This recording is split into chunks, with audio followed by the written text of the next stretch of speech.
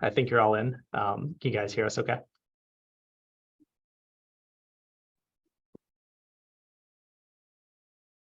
All right, we got Jeannie in. Hi, Jeannie. Hi, Jeannie. How are you guys? Good. How you doing? Awesome. Doing good. Beautiful, beautiful. Are you getting snow up by where you are? Sean and I were just saying Aren't we're you getting a in little like bit now. Virginia Beach or something like that, Jeannie? I'm actually in Maryland now, which is like, I'm about 4 hours north of Virginia Beach, but yeah, we should be getting snow. It's just rain. Yeah. Got It's it. like, if Yeah, it's gonna be this much precipitation, I prefer snow. totally. Hey, Randy, how are you? Good morning. Great. How are you? Hi, Awesome. Brandy. Thank you. Sean, good to meet you. Yeah, very nice to meet you as well. Thank you. Beautiful. And Jared, I think you have video and sound off, but we'll get started here. Hopefully you can hear us okay. Finally, I got my son to at least listen. And that's Jared. My I son. appreciate the poking and prodding. Hopefully it's worthwhile here. I'm sure it will be. But yeah, Sean, let's kick off. So we got to know each other 5 or 6 years ago now, if not a little bit more. You were mostly involved with Intelligent Fanatics at the time, if I recall, and we did a couple guest posts, but we've had a lot of overlap in terms of mentors and what we found interesting and all that. And you definitely come at it with more of an artistic approach, right? Being as involved as you were in music, and me a little bit more from the business side, but of course it overlaps. And I think that's where we found a lot of common ground. And you're really close with Peter as well. So both for my own selfish interests, I'd love like a little bio, just like how you got started with music, how you got into like the mental model lattice work world. And then we can obviously go into immersion and sort of what you're up to today, but a quick little bio would be really fun. Sure. So I'm from like upstate New York, right outside of Ithaca. So like in the Finger Lakes area. And pretty normal childhood. One thing, like as growing up, like I was into like sports and stuff, but I noticed my dad played a lot of guitar. So about 10 years old, I started doing that. I really got into it, spending 5-6 hours a day. And then eventually getting to the point, doing this, that, and other with high school and sports and academics, and really the music became a very specific thing that I wanted to take to the next level. So I went to school at Berklee College of Music. I studied guitar, and I, started to see a lot of the high level abilities of, because it's a school that's bringing in a lot of talent from across the world. And it's like, I'm not that good. So I guess my cost, opportunity cost analysis started ringing and telling, okay, even though I've, spent probably by that time 5,000 hours or more, it's time to start figuring out something a little different. And so about pretty much the same time, a buddy of mine started getting into investing. And so, of course, in my music, it's a lot of trying to find the better musicians, and learn their songs note for note. And so, I look to the best investor, Warren Buffett, Charlie Munger, all that kind of stuff. I got into music therapy, so I finished my degree doing that. And then I needed really to figure out myself. So I spent 2 years in South Korea teaching English. Lots of interesting experiences, especially coming from a small town in, the US. And Sean, really quickly, sorry to interrupt before we get too far past it. This realization that compared to the best in the world from around the world, you weren't that good. Was that a painful realization? Was it like, just talk to us a little bit about that? Like, in a way, it's a blessing, right? Because if you're just like in a small town and like you think you can make it and you don't really know what mastery is, you can fool yourself for a long time, but it has to be hard, right? I definitely found that with tennis in a big way too, but just talk to us about that. Yeah, like as you know, Blas, it hurts. It hurts the ego real hard. But I think the people who notice it and can start pivoting and trying to figure out what are some other areas, that are a little bit less in terms of competition, then you start seeing where you might have an edge compared to others. And so, for instance, I'll kind of fast forward a little bit. So, I got into business. investing and all that kind of stuff. But with the business that I'm doing right now, I just noticed there was little competition, in the way of, high business mentality and all that kind of stuff. And it's just, it hurts the ego, especially if you have all this sunk cost, involved with it. But I think if you can step back and look at what you've learned, because there's tons of stuff that you're generally learning and accomplishing, executing.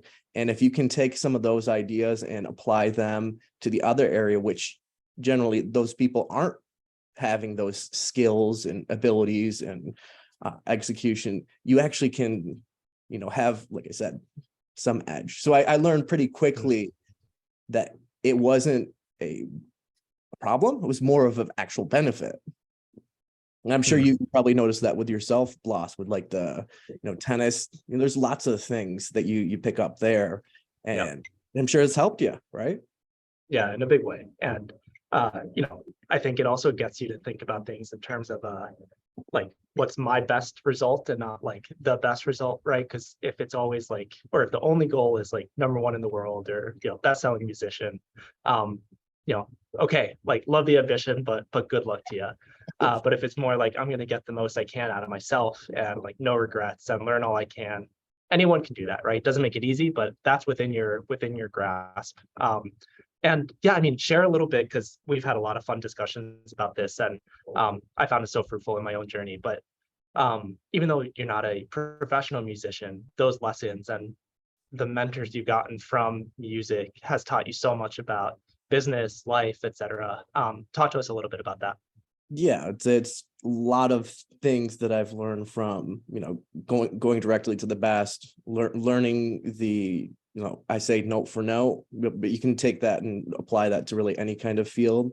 It's word for word or action for action.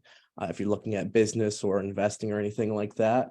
Another thing is really not just looking at one individual, because a lot of times the highly successful, they're very career minded, and they tend to have huge faults. And so just learning to have a couple different individuals that you're looking towards and really finding the better parts of each one of them, then you start compiling a whole picture of a balanced kind of life. And in terms of just finding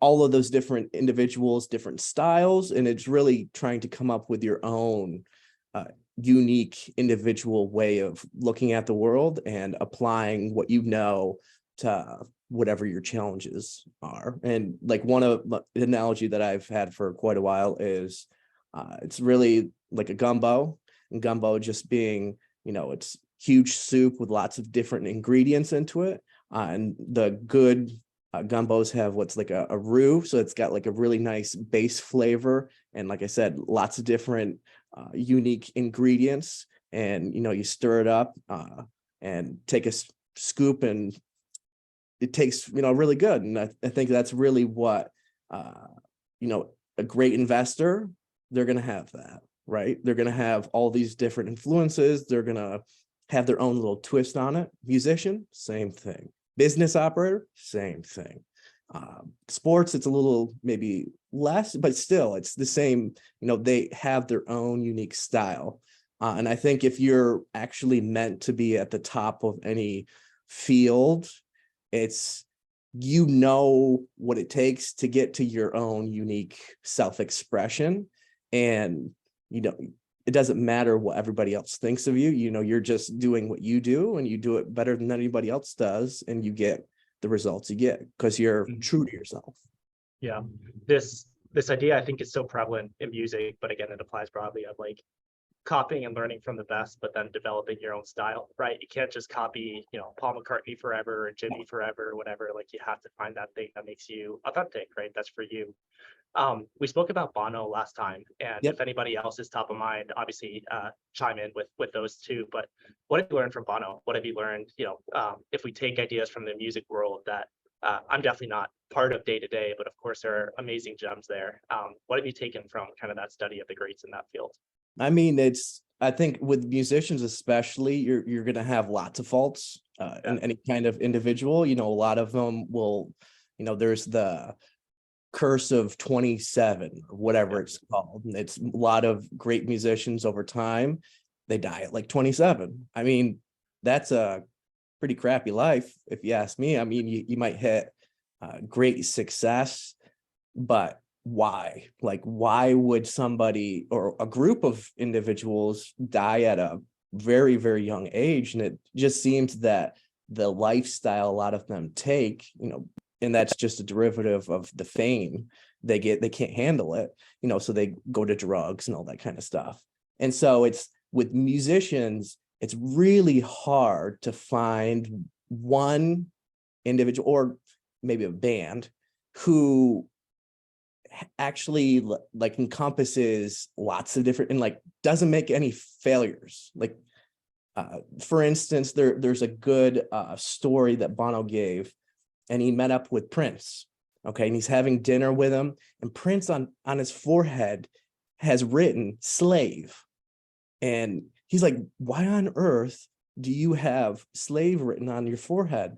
And Prince says, man, I'm a slave to the record industry. I don't own any of my songs, and the record label does. And I'm, like the other, slaves back in the day, like I don't control my destiny. And, Bono and U2, they were smart enough to take a huge hit, short-term hit with their royalties, right, to maintain full ownership, after a certain point of time. And of course, they've made, they can control their destiny, so they really set their business up in such a way where it's long-term minded, it's everybody's sharing equally amongst the band. They're able to stick together for, a long time. And of course, they're very, very, very successful. So you have Prince, who's a wickedly talented musician, but he made tons of errors, like a lot of other musicians. Whereas you have Bono, U2, they're one of the top, grossing business-wise, longest lasting. None of them, I think maybe one, I think Edge, the guitar player, has had a divorce. Or I can't remember the specific, and I think he's been married twice.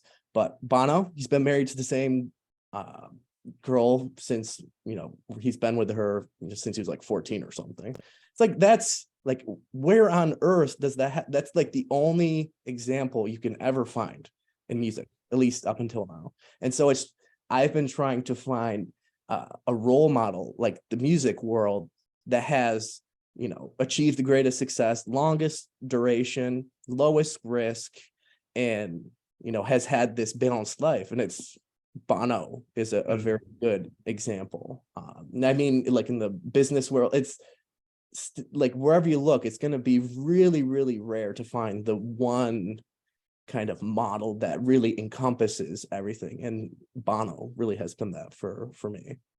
Really cool. It's probably my little social echo chamber, but Rick Rubin seems to be everywhere right now with his book and the podcast. This might hit a dead end, but have you learned anything from him? Is there anything that sort of stands out about Rick, his process, or if not, we can move on? I actually haven't. I know of Rick Rubin. I know some of his. I haven't read like anything. So yeah, fair enough. I don't know. I don't have any. Yeah. Fair enough. Let's move on.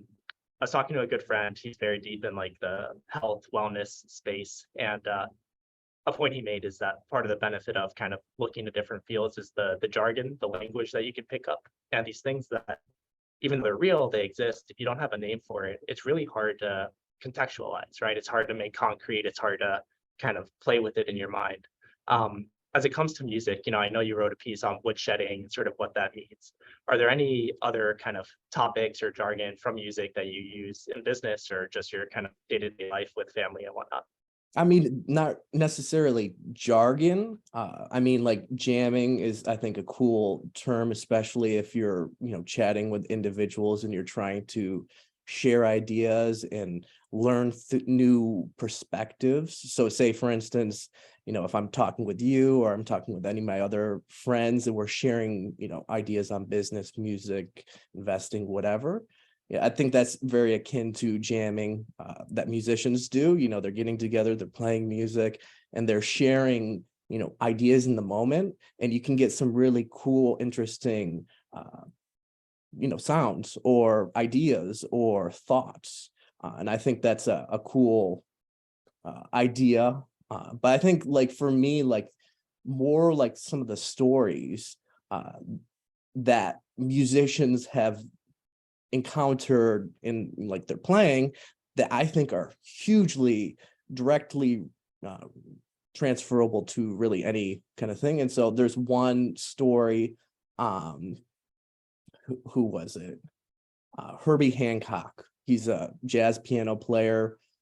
He played in his early days with Miles Davis, and he achieved some success like in the early 80s, like on MTV, and then he's kind of gotten pretty big following. Anyway, so when he was young, he's probably 20 some odd years old. He's playing with Miles Davis, great jazz trumpeter, and they're playing a song up on stage, and then Herbie Hancock plays the wrong chord, like sounds horrible, I should say, quotes, because everything's really subjective.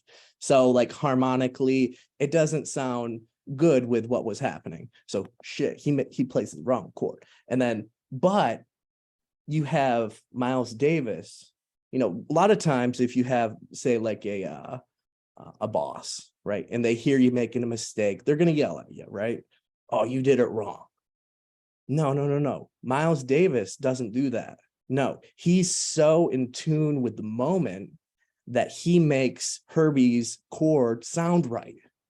And I think that's just, a really interesting way to perceive leadership and improvising. And it's like these greats really in any field, especially a jazz musician, but in, an investor, you see like Warren Buffett going from this, that, and another. He's improvising his way through the moment. He's not really sticking to like a certain strict set of guidelines or script. He's, whatever's looking like it's going to be good in the moment, he's getting into oil or, going from hedge fund to Berkshire. And it's like there's these people who are really on the top of their field. They're improvisers. Like they can see what is happening in the moment and they will react, but they react in the correct way.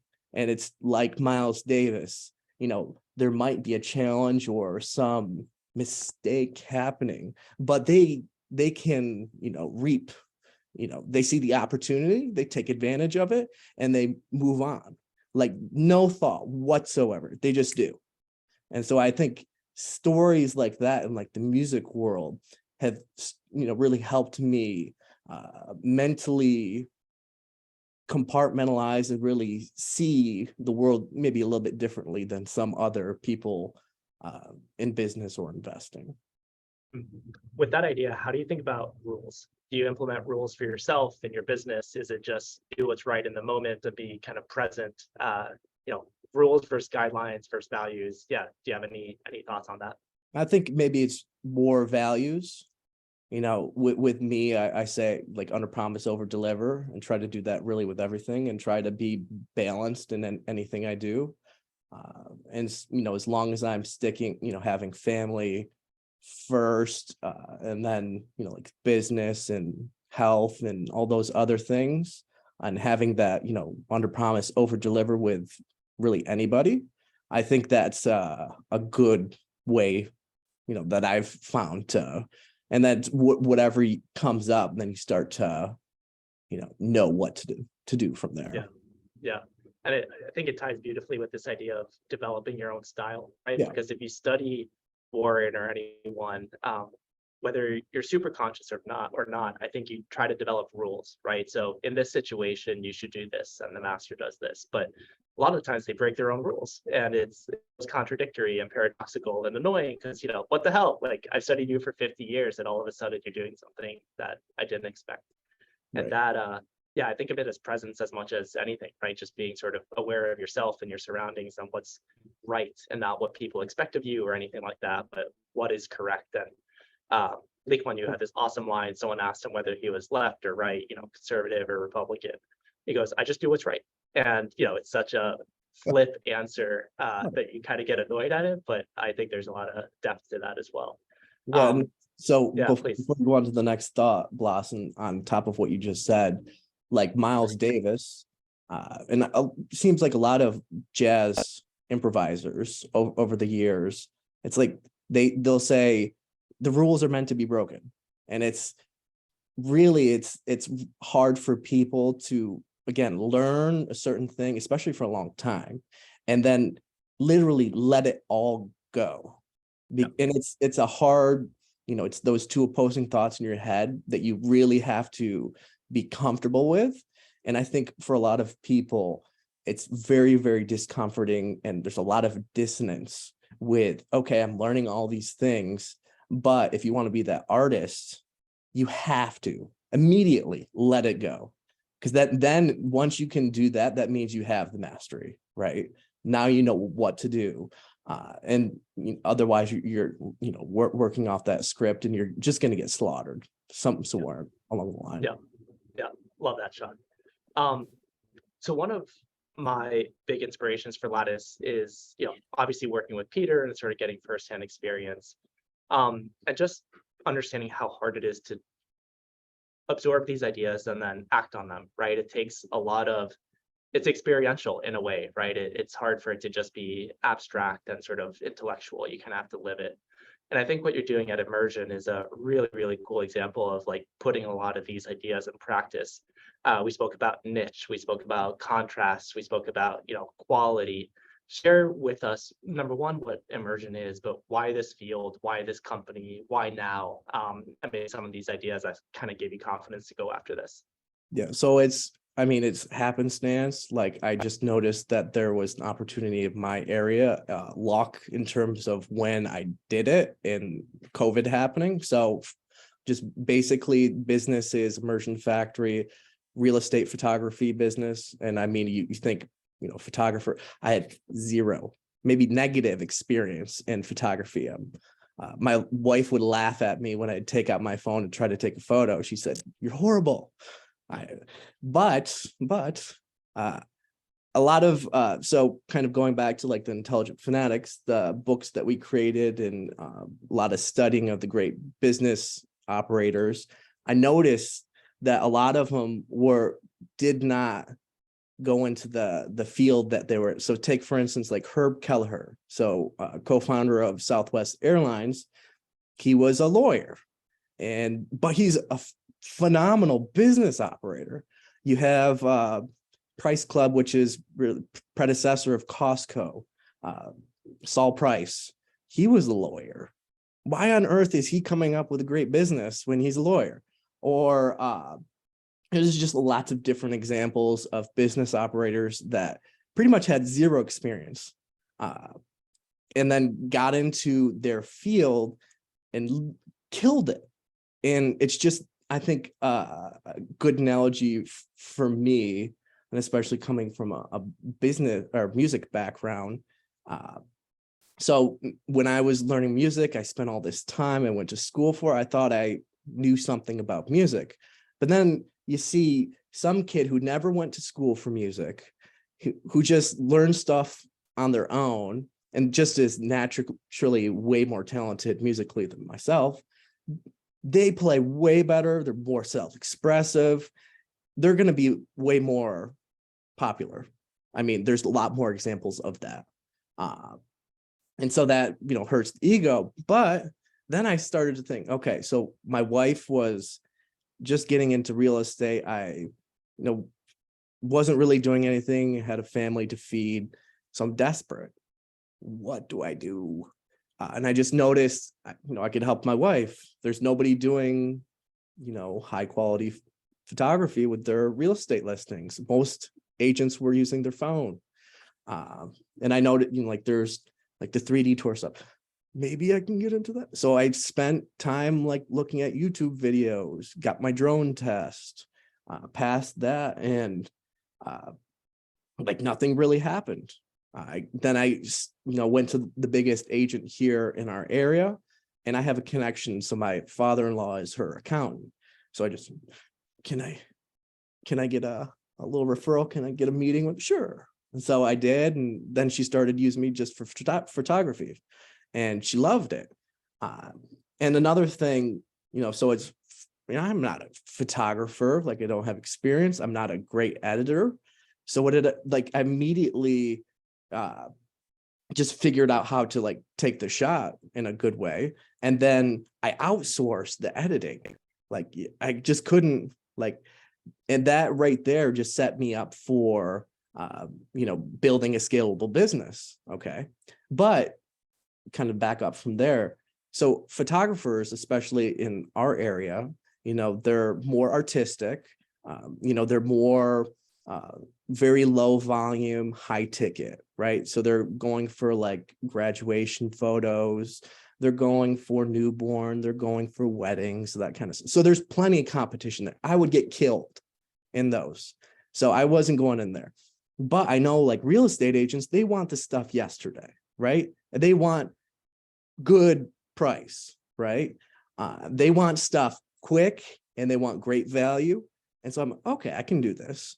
Okay. And then, long story short, it's like I started to figure out how to do all this stuff. COVID happened, and that of course made, virtual tours much more valuable. And it's just, but still, I think the reason why the business has gone from zero to something very substantial is because competition, really wasn't there, but these people didn't even want to be in business. Okay. So they majority of the photographers, and I've talked to a couple real estate photographers, and that they say literally, oh yeah, I'm doing these shoots. I don't really want to work with these people. I just want to do my art. That's perfect competition, right? Because that means they don't even want to be in business. I want to be in business. So I can operate in such a way where I'm providing more value that I'm, really extracting. And then I'm, getting a positive flywheel effect in terms of now the clients, who have tons of huge networks, they start talking to their friends. They start talking. So I have, free marketing. And so, like studying like the Intelligent Fanatics. So, business operators, they have pretty much zero experience in the field. They're going into industries where there's very low, suboptimal competition. That's what I got into. And just operating with that win-win mentality. And, it's pretty, it's that simple. And just, doing it every single day. And I can't really think of anything else that would really encapsulate, but it's just that simple. And it works. And it's surprising that a lot of people will read all these books, leadership, they'll read business books, but they're going to be so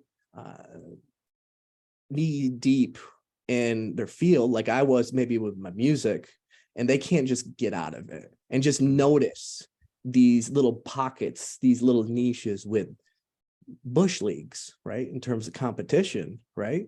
So like with you, Blas, it's like you're going up against, really good tennis players. I mean, that's going to be hard unless you're like a freak of nature.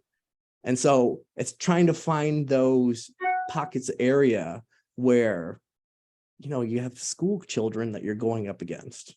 And I mean, it's, I don't want to demean anybody, but it's, that's just a way of looking at it. And I think if you can find those areas, it's just, it works itself out. Yeah. The for some reason the visual of ikigai came to mind, like what do you enjoy? What are you good at? What does the world need? Blah, blah, blah. Yep. And in a sense, like applying that in a very concrete way of like, again, like where's there a need? Where can I get paid? Where's the competition poor? And if you have all these filters and it passes it, of course, it doesn't guarantee anything, but the odds of success are greater. What's the next step with immersion? What's kind of top of mind? Whether it's struggling or, growth is a beautiful thing, but can also have its challenges. Are you looking to hire? Are you outsourcing things? What's sort of the next business puzzle piece that you're working on? So last year we added a new branch in Albany, New York. A buddy of mine is running that. He's doing pretty well so far. Like in my area, it's pretty small in terms of just population. Ithaca is maybe 30,000 people, and then you might have 30,000 students come in every year. I mean, it's a good market, but it's, I'm probably hitting the ceiling. Maybe this year we'll probably be hitting saturation point, just in terms of, just market share. It's pretty 100%. And so for me to grow the business from here, I need to, expand geographically to quality locations that have that need still. And so I'm trying to start stepping away. So I just hired a new individual to do the shoots. So really outsourced, with the editing, if I can get this individual up and going and really trained to do the shoots, then it's pretty much running by itself. Of course, I'm going to have customers and, keeping up with them.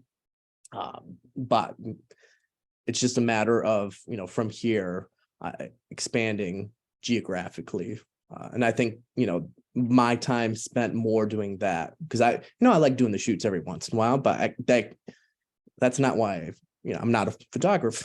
I'm not a photographer. I don't want to. And your friend in Albany, how do you think about, is it a franchisee type model? Is he, do you just give him all the tech, and is he just kind of like an employee, or is it more decentralized? How have you thought about that? So I kind of have it set somewhat similar to like a Chick-fil-A. So if you're thinking like Burger King, McDonald's, or anything like that, it's strictly franchise or totally owned. And with, say, like a Chick-fil-A, you have like a quasi franchisor where they're owning, a lot of, the property, the equipment, all that kind of stuff, and they're paying the operator from there. And that's pretty much what I'm doing with my operator out in Albany. And I think that's a way that I think you can control the culture a little bit more. And that's why I think, say, like Chick-fil-A is able to do, 4x the business a McDonald's might do, and be operating with one less day. So, I think that's where it's necessary for me in the future to really focus on, especially with the growth, go slow, and really focus on maintaining that culture. Otherwise, once that culture, that founder mentality is lost, that's when it dilutes, and that's when the business slows, dies, is gone, kaput. Yeah. Jeannie, Randy, Jared, Chirag, if anyone has questions, jump in. I'll give everyone a minute to think about it. But well, I have one more for Sean. But Sean, whether it's, I guess if you're thinking about cities outside of Albany as sort of your act 2, 3, 4, or 5, are you looking anywhere else right now? Is there anyone in our networks, finding a trusted friend or something in a different city that would be helpful? Anything we could do to kind of support Immersion and you and sort of the fun growth that you're seeing? That's an interesting question. And I mean, really what I've been doing so far is letting the world tell me where to grow instead of me forcing where to grow. Yeah. And I think that's a more natural, kind of holistic way to go about the growth, because a lot of times you'll see a business, especially they start to kind of hit a gear, and then they start to like throw the logs on and like pretty much overwhelm the fire, and it goes out. And so I'm just kind of having my feelers out there, and if I find it's really having a combination between a decent market, not too much competition in terms of somebody operating a little bit more like me instead of like an artistic photographer. And really it's the operator. Like, do they have the right mentality? Are they the win-win? Are they the under promise, over deliver? Can they learn something pretty quickly?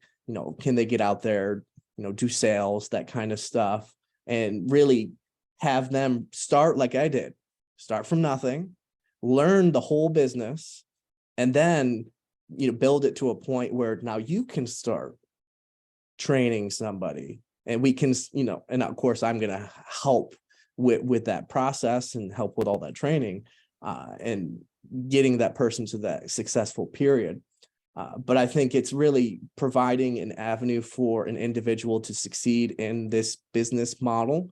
If you can do that, like, I don't see how you can really fail long term, unless, there's other, bad luck and poor, very bad market. But I think just as long as, I think there's always going to be a need for listing media for real estate. And as long as we stay on the forefront and we're always, killing ourselves for the customer, that's Peter says house odds, right? Like everybody else, as long as they have the gambler's odds and you have the house odds, generally you should do pretty well over the long term. And that's how I'm trying to set up my operation. Yeah, the Glen Eyre kind of business as tree metaphor comes to mind, right? Of just like touching the medium. Where should we grow? Not what we think we have to do or anything like that, but kind of proven demand, Right. Guiding you in terms of kind of what the right next step is. I'll let anyone else jump in here. I'll kind of finish up whenever that's natural. Sure. As an ask of like what we can do to support you another way, Sean. But yeah, if anyone here has anything for Sean, please jump in. Hey, Sean, if you wouldn't mind, what have your maybe some of the bigger errors been getting started or in the process? I mean, so far, I think very little errors, but the one big error that I've made, especially last year, was in terms of hiring another. So first, I kind of went through the grapevine, found somebody who's younger to help me do the real estate shoot stuff. And he just, really wasn't into it, very immature. And then I, was out there trying to figure out, with the job posting, getting the right candidate to help out.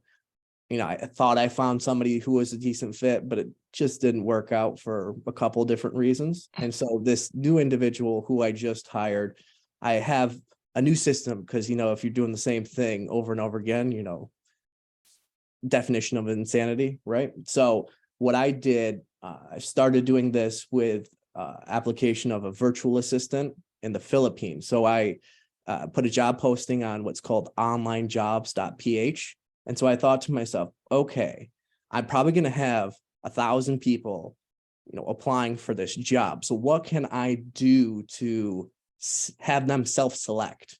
So I came up with a little twist for a job application. Usually job application, you have like a bunch of different, like the description, you have the money, and then you're like, oh, cover letter and your resume.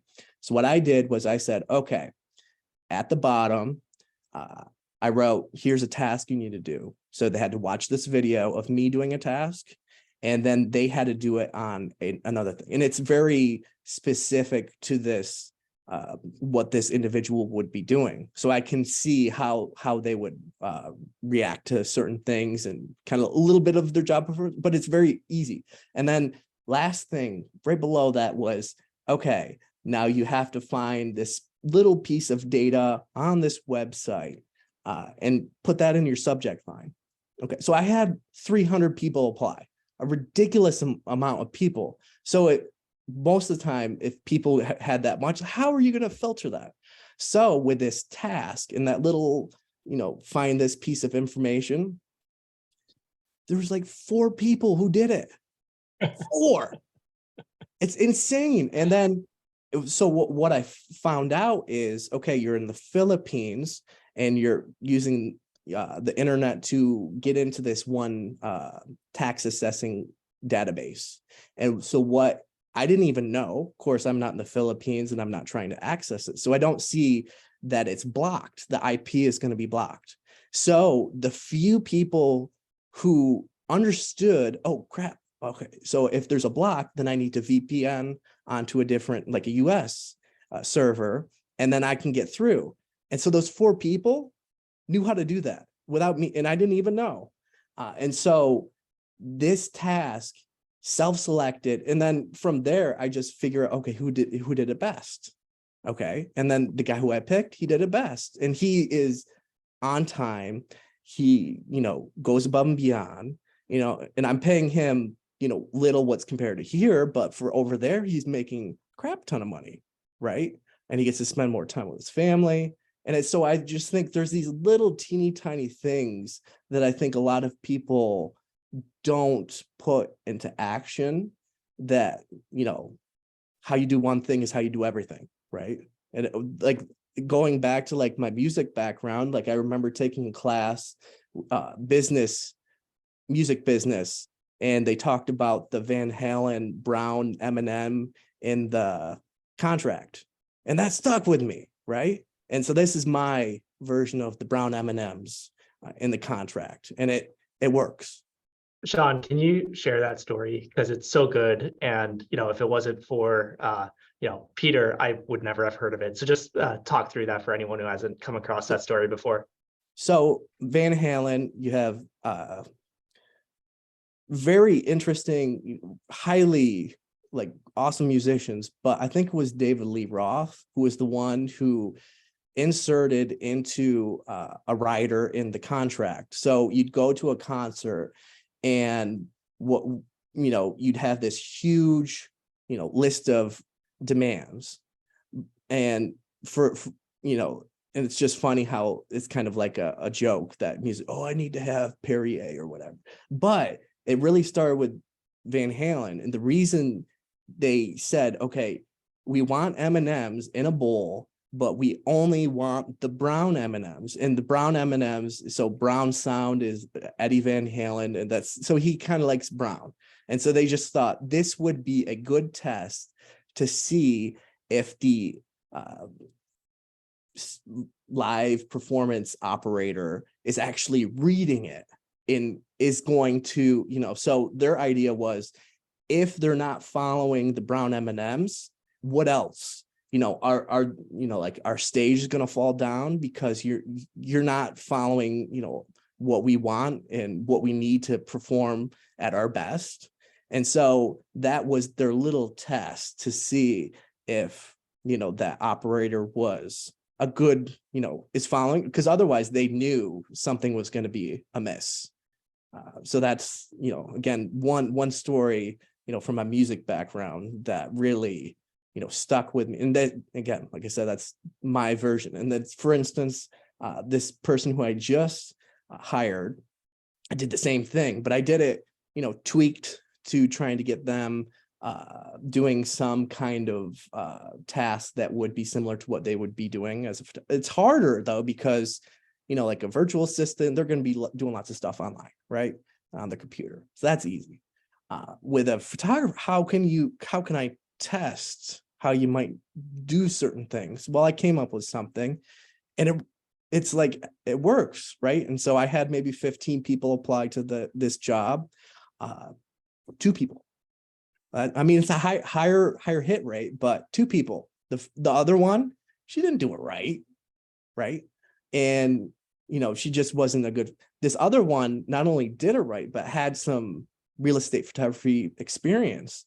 I mean, come on, that's perfect. But I've had some other people with lots of photography experience, and they don't do the task because clearly they're not, reading the job description. They're not the type of person to really go above and beyond. They're just whiffing it, just hoping some present's going to fall in their lap.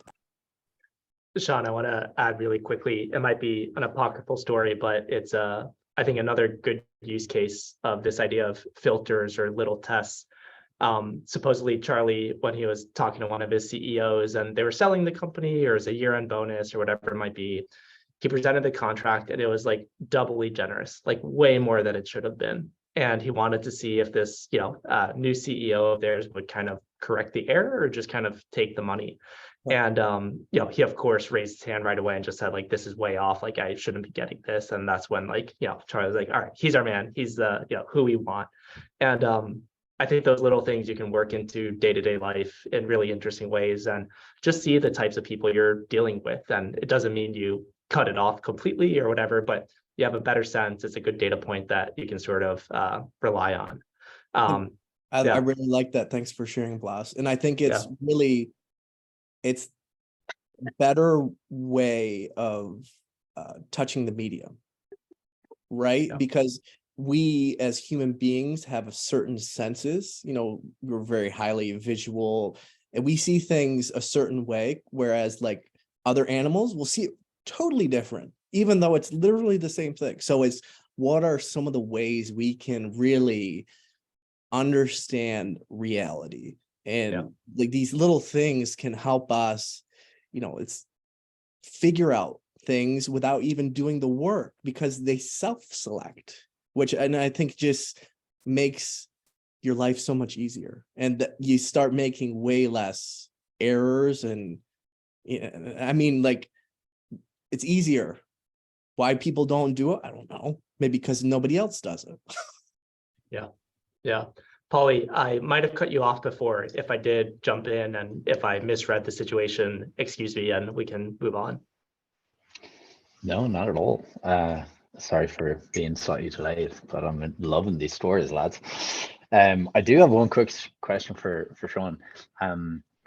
Like one thing I know in this group and just generally in a lot of for crew, everybody is trying to understand this difference between like embodied wisdom and like cognitive wisdom, or like the map and the territory, and kind of the difference between people who operate from one versus the other. And I know you've thought a lot about kind of that in music, and I wonder whether there's anything from that end that you think is worth sharing with the crew, just in terms of like, what is the distinction to be made between people who just operate from embodied wisdom? What does that look like, and what have you learned about that? Yeah, it's good question, Paul. And I think it's hard to distinguish between the map readers and the map doers, or maybe the map writers. I don't know how we could, but I think it's there's a lot of people out there that are the easy way out seems to be just picking up those maps and trying, just reading them and seeing how everybody else has done it. That's kind of the follower mentality. And there's a lot of the, say like a jazz great musician, none of these guys are operating in a normal way, quote unquote. They're doing what they do, and they're doing it because that's just the way, how they self-express. And so, for instance, another thing from like Miles Davis, he's called like Mr. Cool, and he talked funny. He's like a whisper like this, and it's just, I don't know what he had, maybe something happened to his voice box over time, but like it's like you hear these individuals say something and you immediately know who it is, right? So an example I would give would be like Michael Jackson. You hear Michael Jackson, you don't know what the song is, maybe you just hear his voice, you immediately know. And I mean, as long as you've heard somebody's, especially the really famous individuals, their songs, it's immediate. If you read something from Warren Buffett, generally you're going to be able to figure out. And I think that's a really interesting connection between maybe a Warren Buffett writing his investor letters, and then you have all these other investors kind of doing the same thing because they want to sound a little bit like him. But then you have like the Elvis Presley, and then he's passed, Nowadays, you have all these Elvis impersonators, and there's 50,000, 100,000. There's a lot of them throughout the world, and they're just trying to survive off sounding like somebody else, and they're always, looking over their shoulder, and trying to mimic. And you kind of look at like the biology, and you look at Batesian mimicry, and you see some of these animals that are trying to look like something more dangerous, and it seems like they're always looking at themselves in the not the actual mirror, but they're always looking to see what that other thing's doing, so it can change and it can be able to survive. And I think that's analogous to a lot of individuals that are trying to survive off somebody else's sound or greatness. But it's the greats, they know, they have something to offer to the world, and they just do them. Like Bono, he wears funky looking glasses. Well, he's got glaucoma. He doesn't care. But that's his style, right? You hear a U2 song, it's a U2 song because they have their specific sound, while everybody else, is just trying to see what everybody else is doing to, kind of get off their success. And Paul, Can I one ask one quick thing, follow-up just question? sorry, sorry. sorry to interrupt, Polly. I was just going to say we talked about it quickly early on, but just to add to everything Sean said is this: do you develop your own style, right? And he mentioned like authenticity and mimicry and all that. And I think humans are especially good at this for interesting reasons, maybe, of like knowing that Bloss is just trying to act like XYZ versus like that is who Bloss is. And it's probably like a very interesting evolutionary thing of like, if someone's trying to dupe you, it's probably pretty good to know that, right? And this is a total tangent, but I just thought it was so interesting, so let me just share it quickly. But part of the reason that humans have whites in their eyes is so you can see where they're looking, because like where you look has a lot to do with like your intentions, right? Because if someone's looking here versus like over your shoulder, that could be like that's like a life and death thing potentially.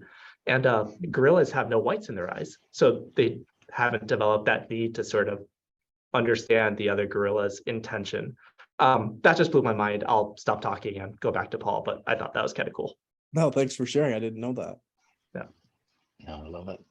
And all I was going to say is, or ask Sean is, could you tell the story about the I think it was a jazz, one of the jazz specialists who basically was playing with someone else on stage, and We shared it. effectively he noticed that the cord was off and effectively needed to weave. And I guess the tie for everyone else, and it really just it's kind of blown my mind a lot since we've had that discussion, Sean, is the perception of risk between someone who's in flow and who isn't, i.e. when somebody is in sync with someone else, they're nothing but looking at the risk of the terrain from the same lens and from the same level. So Sean, you might just share that story, but I just love this idea of us all looking and assessing risk at the same level rather than from maps of maps of maps. Well, yeah. So I shared that earlier, Paul, and thanks for you remember it because I share it with other people. But yeah, just for what you added just in terms of like the risk of looking like a fool. And I think that's, again, kind of tying back to it's hard to go on the unbeaten path. And I think a lot of people don't want to take that risk. They don't want to look like a fool. They want to look like somebody else who has succeeded, right? And they want to mimic off that. And I think it's the people who can be okay with looking like a fool. And I say that instead of making errors, because, an error is an error. But I think a lot of times we don't do things because we don't want to look like a fool, right? Like, how will somebody else perceive me in the moment? And I think the people, because there's really no wrong notes. Another thing from like Miles Davis. And I share like a story not really a story, but just like an idea. Like in the 1400s, like music, Western music specifically, I mean, you play certain intervals, interval being da da, that's a perfect fifth. There's certain intervals that were considered demonic. One of them being the tritone, which is like a 1 in a flat fifth. And then, so no music could have this tritone, right? And then say like 100 years later, it was totally fine. It's like, what? Come on. And another, corollary with that is like in basketball, 30, 40 years ago, if somebody was trying to shoot a 40-foot shot, and, for people who aren't really into basketball, that's like really, really far, you'd look like a fool, right? Because most people would miss it. Okay. And now we have Steve Curry come around, and now he's making them all the time. And he's shown that, it's humanly possible to do it at a very high level. Okay, now what do you see? So now it's acceptable. So 30 years ago, it was a mistake. It was an error. Nowadays, it's not. But you're still going to look like a fool because you're not going to hit it like Steve Curry does, right? So I just think that's a really interesting thing that you bring up, Paul, where there's a lot of risk, in any kind of actions we do. And I think the people who are playing at, the highest level in whatever field they're in, they're okay looking like a fool, right? Because there is no wrong notes, right? There's nothing really wrong, because whatever is wrong now can be totally right in 5 years. And you can be the one who's doing it, right? You can be looking like a fool at first. And so how about let's go back into investing. I looked like a absolute fool investing in a company in 2015, 16. It's a company called XPEL. Okay. They made paint protection film. They're still around. They're doing phenomenal now, but they got hit with a lawsuit from 3M. 3M being a multi-billion dollar company. And at the time, XPEL was $40 million market cap. Okay. I looked like an absolute fool sticking with this company. My investment went down about 90%, but I did work. And, my mental models were like, this is a company like, that's run by an operator that knows what they're doing, right? And who's operating with win-wins. It's a very rare individual who's leading this business, and they have a great organization. Well, what seemed like a absolute error in 2015, it's been 100 bagger, 100 times, I've made a bunch of money that helped me fund my business, right? And again, it's that there's no wrong notes, right? What seems to be like you're a fool can be, it's not always, can be, you're leading the way for some, lots of value in the future. Thanks, Sean. I want to be mindful of your time, everyone's time here. This was awesome. I think the idea of finding your style, doing what's authentic, and just having that courage to look like a fool. Let's end on that. It's an awesome note, and thanks again for your time today. Thank you very much, you guys, for tuning in. Really appreciate it. And I mean, like, anybody wants to talk, I'll hopefully be having a little bit more time to jam with you guys and help out wherever I can help out, because I think Blas has a really cool idea with this community, and I know he's gonna attract very quality individuals. Like, I've talked a lot with Paul, but I really look forward to talking with more individuals. Love it, brother. Thanks again, Sean. Thank you, Sean. And thanks for everyone. Thank Thanks, guys. you. Speak soon. Have a good Let's one. have a great one. Take care. Bye-bye. See you, Sean. Bye.